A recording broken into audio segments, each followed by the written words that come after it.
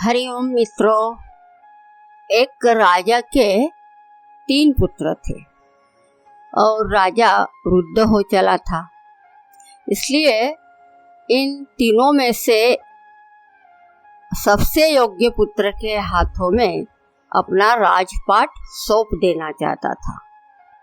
एक दिन उसने तीनों राजकुमारों की योग्यता की परीक्षा लेने के उद्देश्य से उन्हें अपने पास बुलाया और उन्हें एक एक बीज देकर कहा, पुत्रों, मैं चाहता हूँ कि तुम तीनों इन बीजों को एक एक गमले में लगाओ और 1 वर्ष तक उसकी अच्छी तरह देखरेख करो।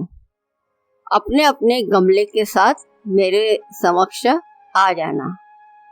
तुम अपने साथ क्या लेकर आते हो वह देखकर मैं तय करूंगा कि तुम में से कौन मेरा राजपाट संभालेगा। अब तीनों राजकुमारों ने राजा से वे बीज लिए और शाही बाग में जाकर अपने लिए एक एक गमला चुनकर उनमें अपने अपने बीज बो दिए। उस दिन के बाद से वे रोज शाही बाग में जाकर अपने बीजों की देखभाल करने लगे। 1 वर्ष पूर्ण होने के बाद राजा ने तीनों को अपने पास बुलवाया। तीनों अपना अपना गमला लेकर राजा के पास पहुंचे। जहां दोनों बड़े राजकुमार प्रसन्न थे, वही सबसे छोटा राजकुमार उदास था।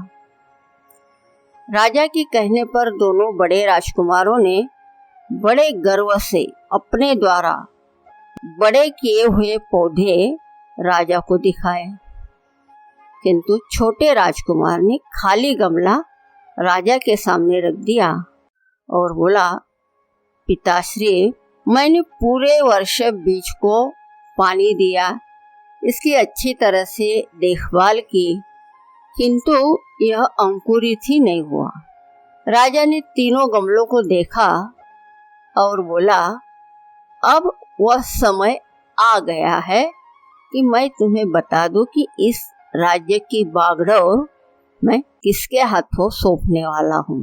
दोनों बड़े राजकुमार उत्साहित होकर राजा की ओर देखने लगे, लेकिन छोटे राजकुमार ने अपनी दृष्टि नीची कर ली। उसे पता था कि खाली गमला देखकर राजा उसे अपना उत्तराधिकारी नहीं बनाएंगे। अगले क्षण राजा ने घोषणा की कि इस राज्य की बागडोर मैं छोटे राजकुमार के हाथों सौंपता हूँ। यह सुनकर दोनों राजकुमार बोल पड़े, पिताश्री, आप ऐसा कैसे कर सकते हैं?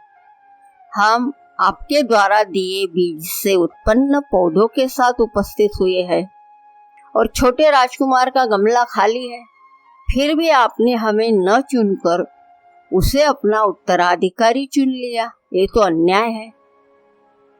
राजा ने कहा, मैंने अपने सभी बेटों को वही बीज दिया था जो बंजर थे और उसमें इतने कोई अच्छे पेड़ पौधे नहीं उग सकते। मेरे अन्य बेटों ने मुझे धोखा देने के लिए उस बीज को बदल दिया, लेकिन ये मेरा छोटा राजकुमार अपने काम के प्रति ईमानदार था। उसने भी अपने गमले में बीज को बो के अच्छी मेहनत की, लेकिन उसमें पौधा नहीं उगा। तो भी उसने अपने स्वार्थ के लिए बीज नहीं बदले और उसकी वास्तविकता और ईमानदारी के साथ मेरे सामने आया जो उसने हासिल किया। और हमारी प्रजा को ऐसा ही राजा चाहिए जो ईमानदार हो, वास्तविकता जो भी है उसको स्वीकार के कभी झूठ का आश्रय नहीं ले और जो निस्वार्थी हो। ऐसा ही राजा प्रजा का कल्याण कर सकता है, अन्यथा अपने स्वार्थ के चक्कर में पूरी प्रजा का नुकसान होता है। इससे हमको एक प्रेरणा मिलती है कि कभी झूठ का आश्रय नहीं लिया जाए। जो हमेशा सत्य है उसका आश्रय ले और अपने काम में ईमानदारी हो तो सब अच्छा ही होता है। व्यक्ति को जीवन में सफल होने के और सम्मान प्राप्त करने में इसी से मदद मिलती है। यह एक व्यक्ति के नैतिक चरित्र की पहचान होती है। इसी से मनुष्य के चरित्र का पता चलता है। ईमानदार होने का अर्थ है किसी भी तरह से झूठ नहीं बोलना, चोरी न करना, धोखा नहीं देना।